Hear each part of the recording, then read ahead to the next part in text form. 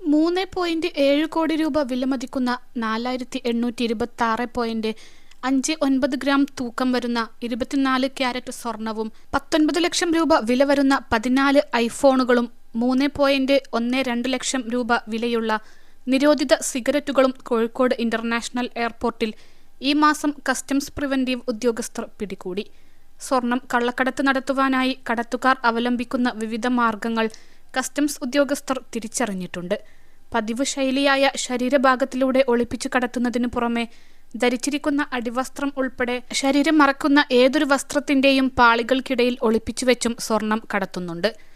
ശരീരഭാഗങ്ങളിലൂടെ ഒളിപ്പിച്ചു കടത്തുവാൻ ശ്രമിച്ച 2.80 കോടി രൂപ വില വരുന്ന 4527 ഗ്രാം തൂക്കം വരുന്ന 24 ക്യാരറ്റ് സ്വർണമാണ് 4 സംഭവങ്ങളിലൂടെ കസ്റ്റംസ് കണ്ടെത്തി പിടികൂടിയത്.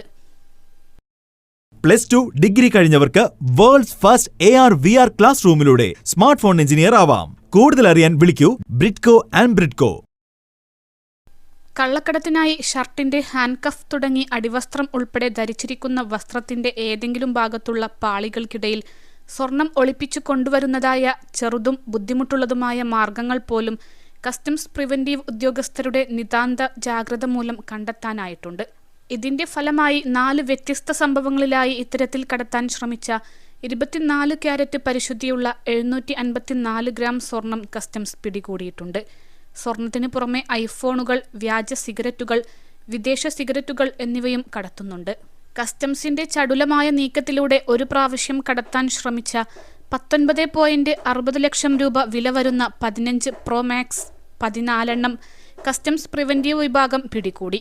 മറ്റൊരു സംഭവത്തിൽ 130 കാർട്ടനുകളിലായി ചെക്ക് ഇൻ ബാഗേജുകൾക്കിടയിൽ കടത്തിക്കൊണ്ടുവരാൻ ശ്രമിച്ച 3.14 ലക്ഷം രൂപ വിലമതിക്കുന്ന ECSC സിഗരറ്റുകൾ 26,000 എണ്ണവും ഉദ്യോഗസ്ഥർ പിടികൂടിയിട്ടുണ്ട്. ഇന്ത്യയുടെ ആഭ്യന്തര സാമ്പത്തിക നിലയ്ക്ക് കോട്ടം തട്ടാതെയും രാഷ്ട്രത്തിന്റെ ആരോഗ്യത്തിനും വേണ്ടി കള്ളക്കടത്തിന്റെ എല്ലാവിധ മാർഗങ്ങളും തകർക്കാൻ കസ്റ്റംസ് പരിശ്രമിക്കുന്നു. 21 ലക്ഷത്തോളം സന്തുഷ്ടരായ ഉപഭോക്താക്കളും 2 ലക്ഷത്തോളം തിമിര ശസ്ത്രക്രിയകളും പൂർത്തിയാക്കിയ മലബാറിലെ ഏക കണ്ണാശുപത്രി അൽ സലാമ ഹൈ ഹോസ്പിറ്റൽ റോഡ്, പെരിന്തൽമണ്ണ.